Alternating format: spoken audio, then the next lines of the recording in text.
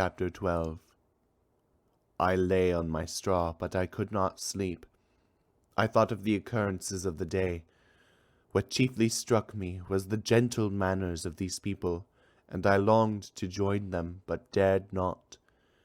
I remembered too well the treatment I had suffered the night before from the barbarous villagers, and resolved, whatever course of conduct I might hereafter think it right to pursue, that for the present I would remain quietly in my hovel, watching and endeavoring to discover the motives which influenced their actions.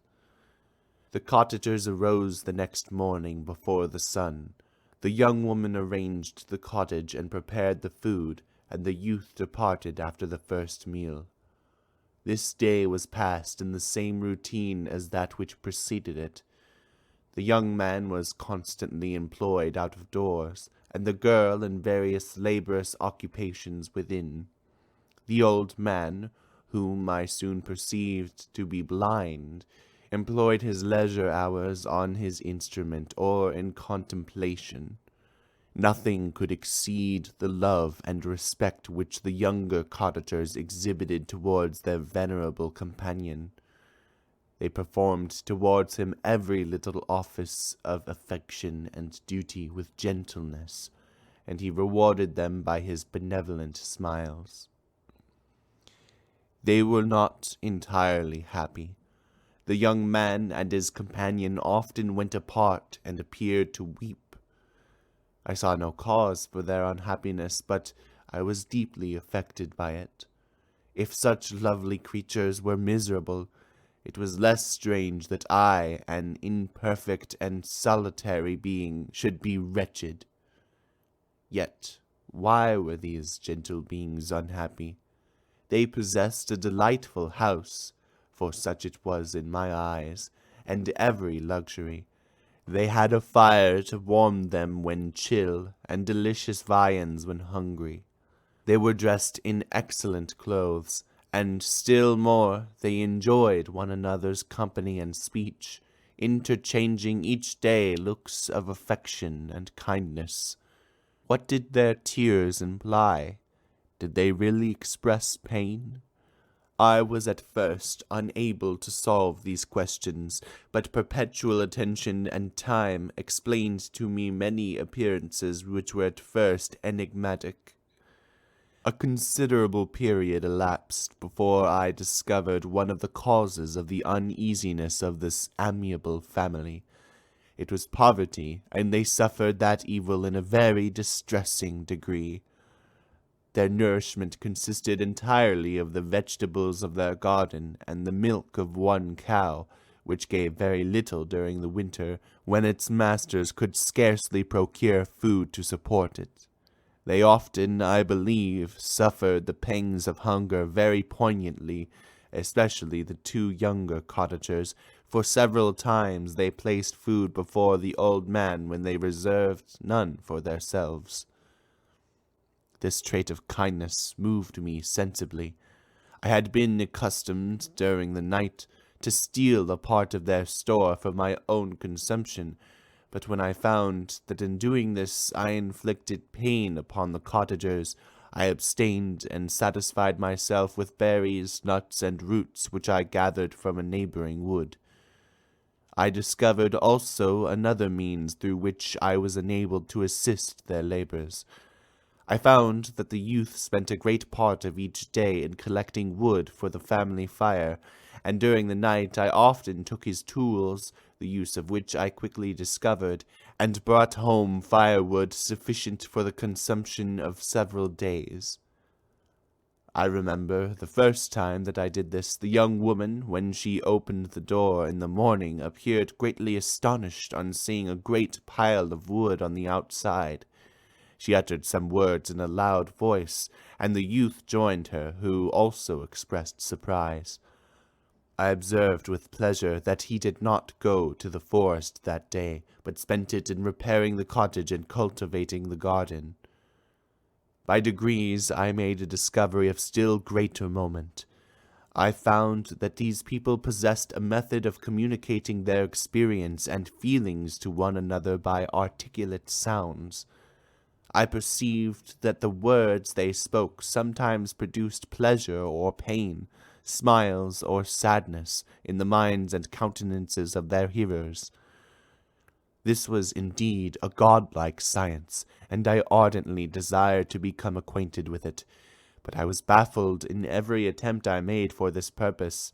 Their pronunciation was quick, and the words they uttered, not having any apparent connection with visible objects, I was unable to discover any clue by which I could unravel the mystery of their reference. By great application, however, and after having remained during the space of several revolutions of the moon in my hovel, I discovered the names that were given to some of the most familiar objects of discourse. I learned and applied the words fire, milk, bread, and wood. I also learned the names of the cottagers themselves. The youth and his companion had each of them several names, but the old man had only one, which was father. The girl was called sister or Agatha, and the youth Felix, brother or son. I cannot describe the delight I felt when I learned the ideas appropriated to each of these sounds and was able to pronounce them. I distinguished several other words without being able as yet to understand or apply them, such as good, dearest, unhappy. I spent the winter in this manner. The gentle manners and beauty of the cottagers greatly endeared them to me.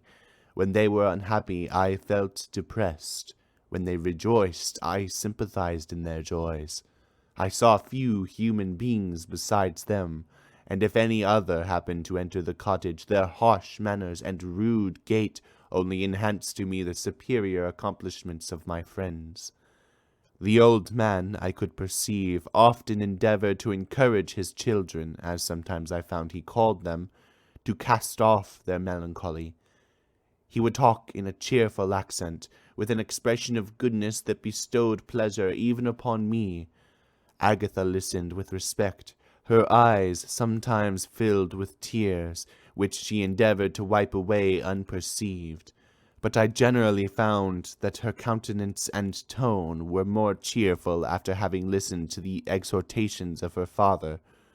It was not thus with Felix. He was always the saddest in the group, and even to my unpractised senses he appeared to have suffered more deeply than his friends. But if his countenance was more sorrowful, his voice was more cheerful than that of his sister, especially when he addressed the old man. I could mention innumerable instances which, although slight, marked the dispositions of these amiable cottagers. In the midst of poverty and want, Felix carried with pleasure to his sister the first little white flower that peeped out from beneath the snowy ground. Early in the morning, before she had risen, he cleared away the snow that obstructed her path to the milk-house, drew water from the well, and brought the wood from the outhouse, where, to his perpetual astonishment, he found his store always replenished by an invisible hand. In the day, I believe, he worked sometimes for a neighboring farmer, because he often went forth and did not return until dinner, yet brought no wood with him. At other times he worked in the garden, but as there was little to do in the frosty season, he read to the old man and Agatha. This reading had puzzled me extremely at first, but by degrees I discovered that he uttered many of the same sounds when he read as when he talked. I conjectured, therefore, that he found on the paper signs for speech which he understood, and I ardently longed to comprehend these also. But how was that possible when I did not even understand the sounds for which they stood as signs? I improved, however, sensibly in this science, but not sufficiently to follow up any kind of conversation, although I applied my whole mind to the endeavor, for I easily perceived that although I eagerly longed to discover myself to the cottagers, I ought not to make the attempt until I had first become master of their language, which knowledge might enable me to make them overlook the deformity of my figure, for with this also the contrast perpetually presented to my eyes had made me acquainted. I had admired the perfect forms of my cottagers. their grace, beauty, and delicate complexions. But how was I terrified when I viewed myself in a transparent pool. At first I started back, unable to believe that it was indeed I who was reflected in the mirror. And when I became fully convinced that I was in reality the monster that I am, I was filled with the bitterest sensations of despondence and mortification. Alas, I did not entirely know the fatal effects of this miserable deformity. As the sun became warmer and the light of day longer, the snow vanished, and I beheld the bare trees and the black earth. From this time Felix was more employed, and the heart-moving indications of impending famine disappeared. Their food, as I afterwards found, was coarse, but it was wholesome, and they procured a sufficiency of it. Several new kinds of plant sprang up in the garden, which they dressed, and these signs of comfort increased daily as the season advanced. The old man, leaning on his son, walked each day at noon when it did not rain, as I found it was called when the heavens poured forth its waters. This frequently took place, but a high wind quickly dried the earth, and the season became more pleasant than it had been. My mode of life in my hovel was uniform. During the morning I attended the motions of the cottagers, and when they were dispersed in various occupations, I slept. The remainder of the day was spent in observing my friends. When they had retired to rest, if there was any moon, or the night was starlight, I went into the woods and collected my own food and fuel for the cottage. When I returned, as often as it was necessary, I cleared their path from the snow, and performed those offices I had seen done by Felix. I afterwards found that these labors, performed by an invisible hand, greatly astonished them, and once or twice I heard them on these occasions utter the words "good spirit," "wonderful." But I did not then understand the signification of these terms. My thoughts now became more active, and I longed to discover the motives and feelings of these lovely creatures. I was inquisitive to know why Felix appeared so miserable and Agatha so sad. I thought, foolish wretch, that it might be in my power to restore happiness to these deserving people. When I slept or was absent, the forms of the venerable blind father, the gentle Agatha, and the excellent Felix flitted before me. I looked upon them as superior beings who would be the arbiters of my future destiny. I formed in my imagination 1,000 pictures of presenting myself to them, and their reception of me. I imagined that they would be disgusted until by my gentle demeanor and conciliating words I should first win their favor and afterwards their love. These thoughts exhilarated me and led me to apply with fresh ardor to the acquiring of the art of language. My organs were indeed harsh but supple, and although my voice was very unlike the soft music of their tones, yet I pronounced such words as I understood with tolerable ease. It was as the ass and the lapdog, yet surely the gentle ass, whose intentions were affectionate, although his manners were rude, deserved better treatment than blows and execration.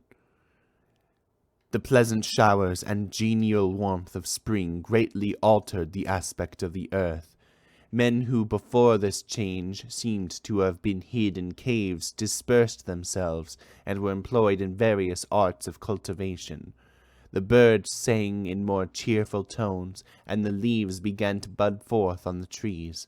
Happy, happy earth, fit habitation for gods, which, so short a time before, was bleak, damp, and unwholesome. My spirits were elevated by the enchanting appearance of nature. The past was blotted from my memory, the present was tranquil, and the future gilded by bright rays of hope and anticipations of joy.